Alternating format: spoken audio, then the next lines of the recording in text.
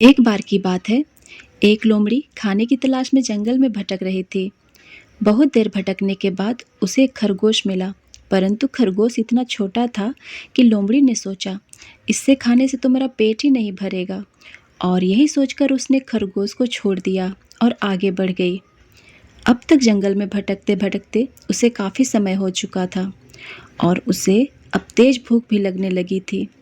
थोड़ी दूर और आगे जाने पर उसे एक हिरन दिखाई दिया, तो वह लोमड़ी उस हिरन के पीछे दौड़ पड़ी। लोमड़ी ने पूरी ताकत से हिरन का पीछा किया, किंतु हिरन उसकी पकड़ में ही नहीं आया। खाने की तलाश करते करते अब लोमड़ी काफ़ी थक चुकी थी।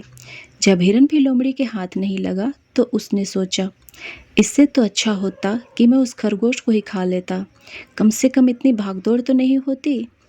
इस उम्मीद में कि शायद खरगोश अब भी वहीं हो, लोमड़ी वहां पहुंची, पर खरगोश वहां नहीं था और उस दिन उस लोमड़ी को बिना शिकार किए भूखे ही रहना पड़ा।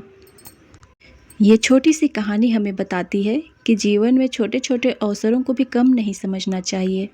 कहीं ऐसा ना हो कि बड़े की तलाश में हम छोटे अवसरों को भी गंवा दें।